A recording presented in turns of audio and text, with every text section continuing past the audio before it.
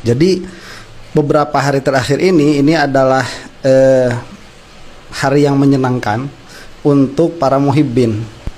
Kenapa? Karena ternyata di antara deretan artis yang ada yang anti Habib, sepertinya tuh cuman si Rhoma Irama doang.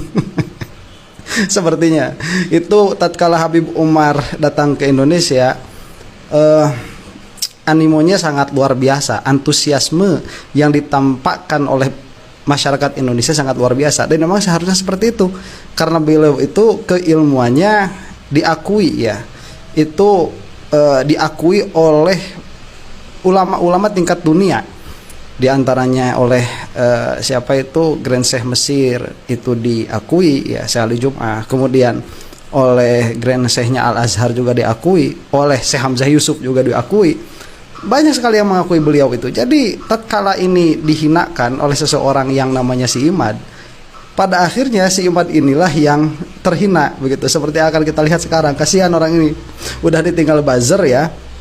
Bagi Anda channel-channel yang masih mengurusi bab nasab, saya sarankan sebentar lagi berpindah niche ya, karena udah nggak diurus bab nasab itu sekarang sama siapa, sama buzzer. Jadi buzzer itu buzzer yang mengangkat isunya nasab itu sama persis dengan buzzer yang melindungi Jokowi, itu sama persis. Kalau kita lihat statistik penontonnya itu kurang lebih 3 juta views sehari.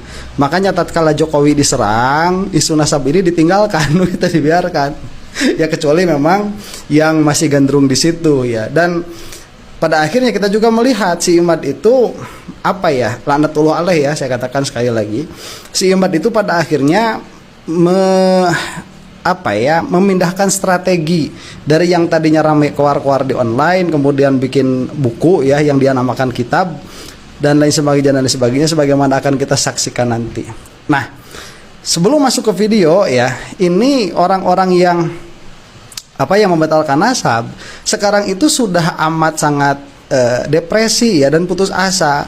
Tadi saya baru saja melihat ada video itu yang menuliskan bahwa Deddy Corbuzier itu menemui Rhoma Irama setelah bertemu dengan Habib Umar.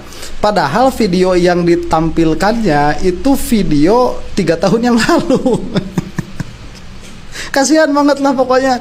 Ya jadi kalian-kalian yang masih yang masih ikut-ikutan babnya nasab si Imad, masih ikut-ikutan sama si Imad atau sama PWILS, saya sarankan segera berhenti ya, karena kebusukannya si Imad itu sudah terlalu nampak. Ya kecuali kalau kalian tidak mau memakai nalar dan daya pikir ya.